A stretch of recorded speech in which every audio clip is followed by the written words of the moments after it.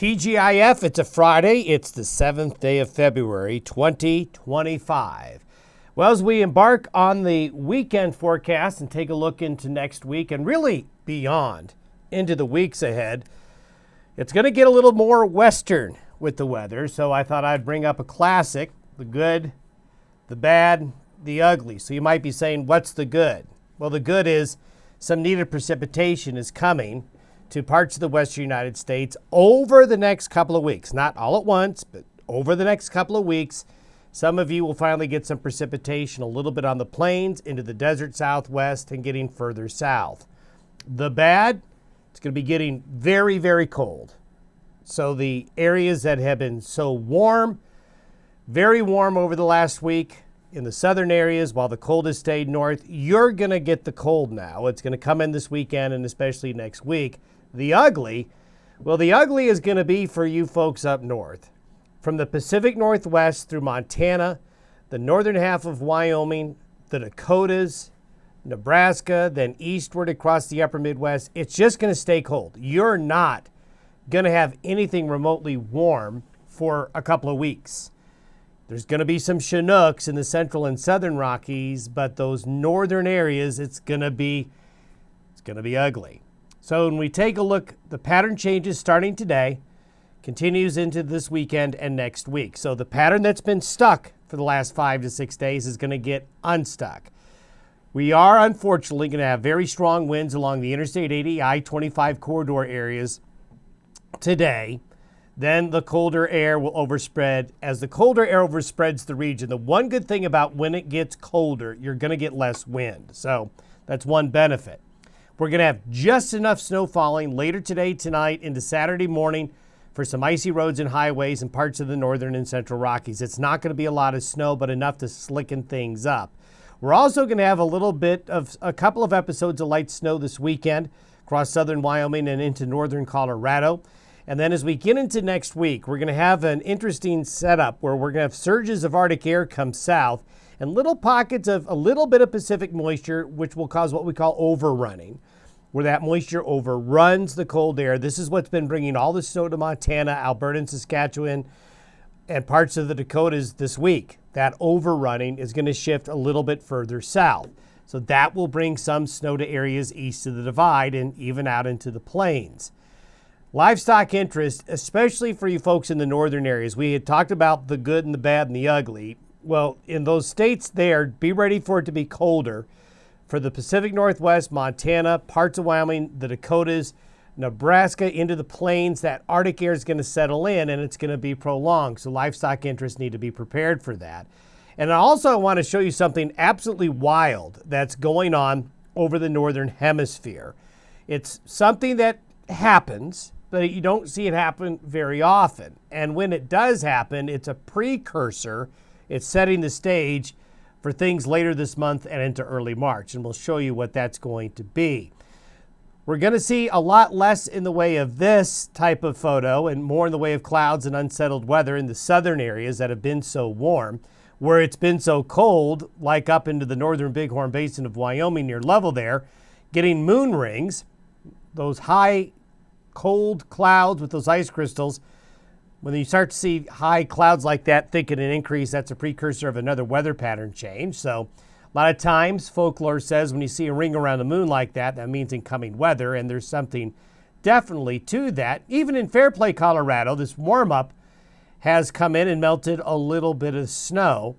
And again, we've got some just fabulous cloud photos coming in. The further north you go, certainly the more interesting the weather has been here lately. Speaking of the north, this is the trail of the wave that's coming through today, producing more wintry weather from the upper Midwest.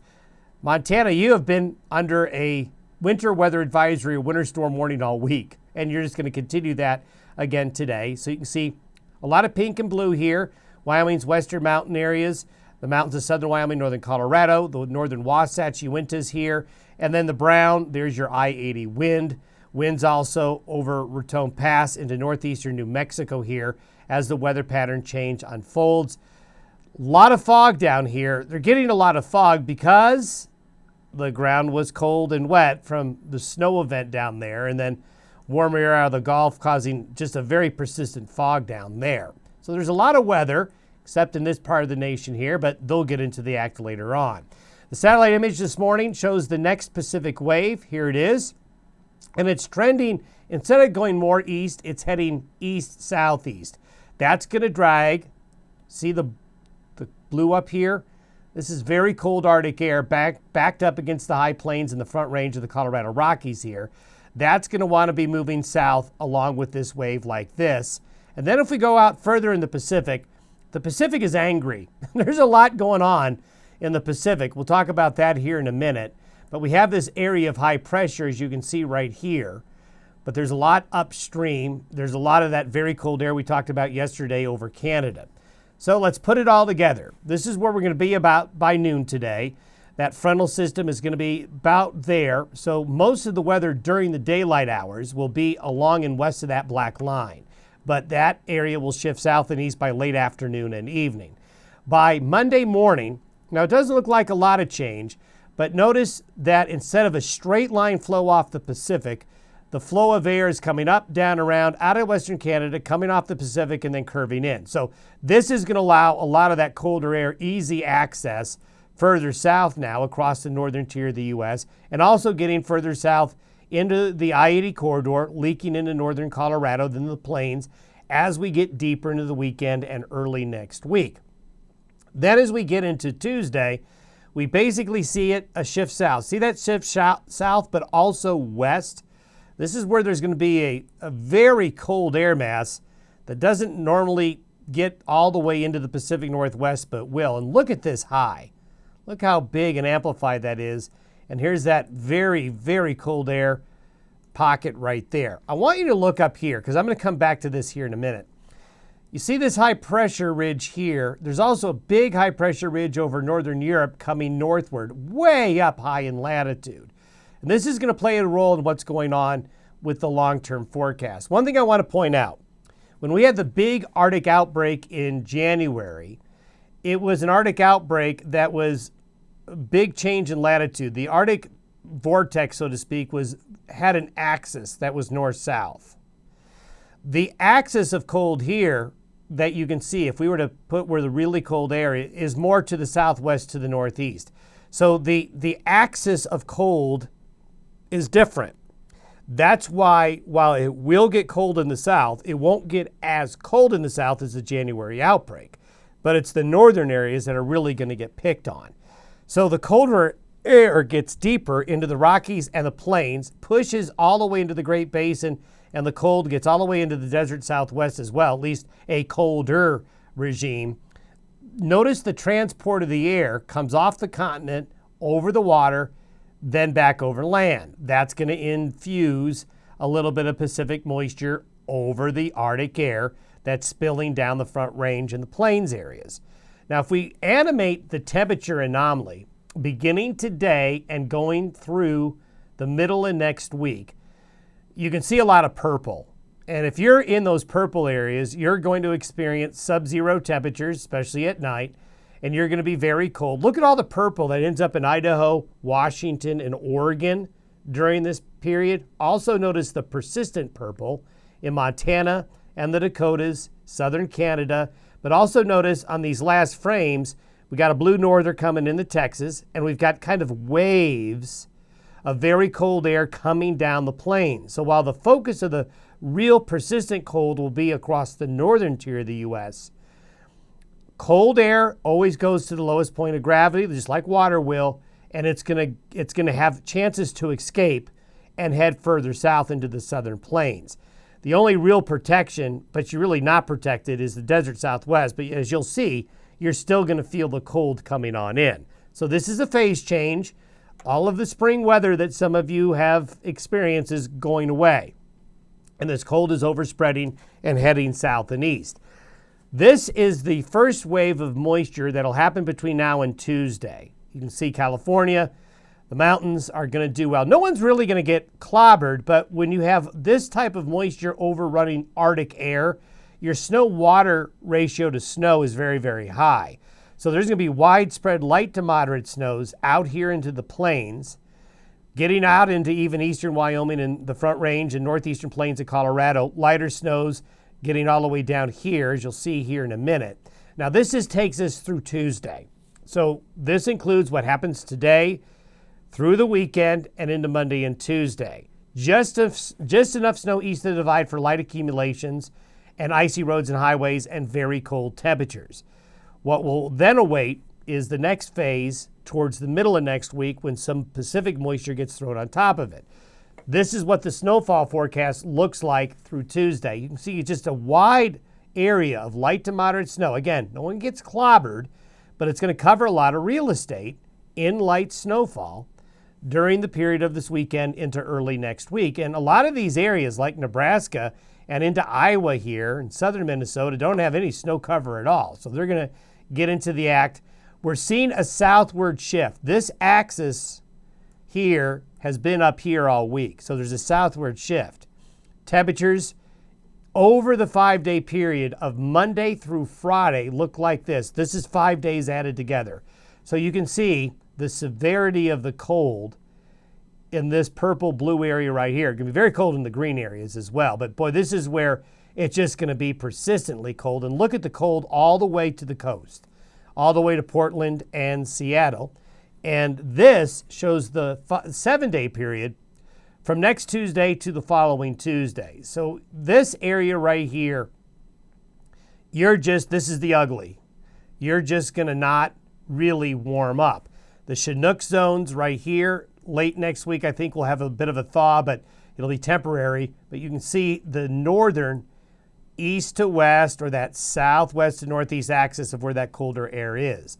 Now, this is where it gets a little bit wild with the hemispheric pattern. When we get into the middle of next week, notice up here, you don't see this very often. See this big high on the north slope of Alaska? Then we've got this big high over Greenland.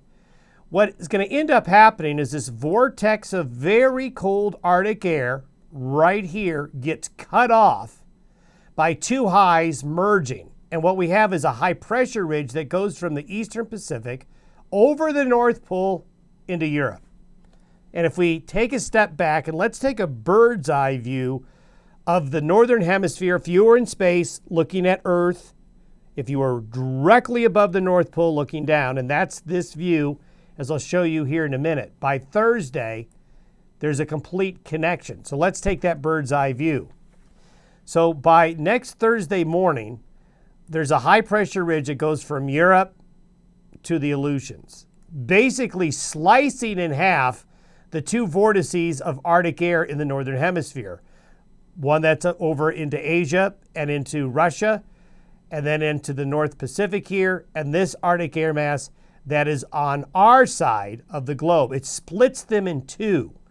You just don't see that very often, and this is going to cause some model problems.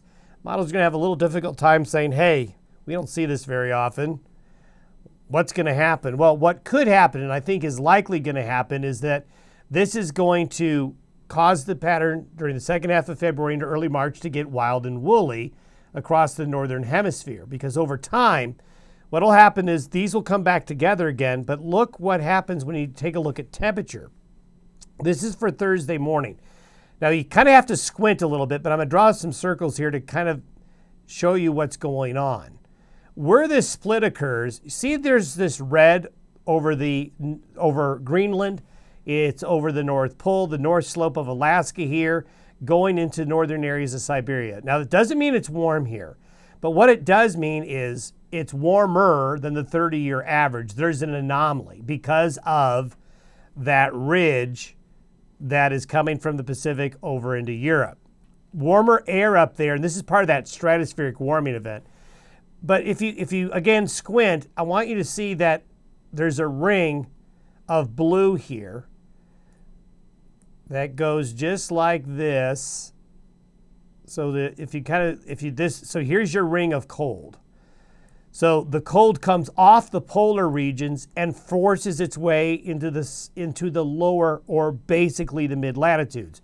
Where's the coldest air on Earth relative to average?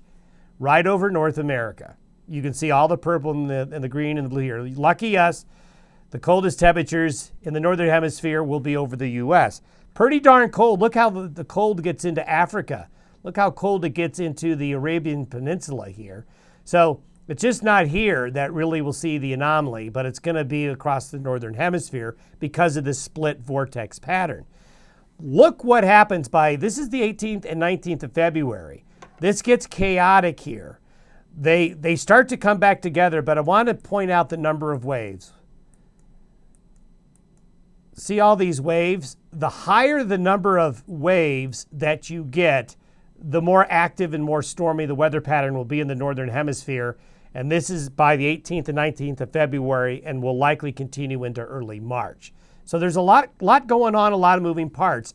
A lot of this has to do with the fading La Nina. There's La Nina right there. It's more central and western focused out in the Pacific, but I want to show you right here is where La Nina is beginning to weaken rapidly. We also have these warmer Pacific waters, which wants to keep that high pressure ridge in place there, which allows the cold to come into the U.S. So the Pacific is setting the table. And if you look at the change in the last 7 days, this is how much the sea surface temperature anomalies have warmed up along the equator. So La Nina is fading. It's fading fast. And if we were to graph it, you see this upward trend in temperatures in the areas of the Pacific that we watch the most. So we're seeing things change. Things are changing here at the end of February, heading into March. We'll have more, obviously, to talk about on Monday. Have a good weekend. Be ready for the cold.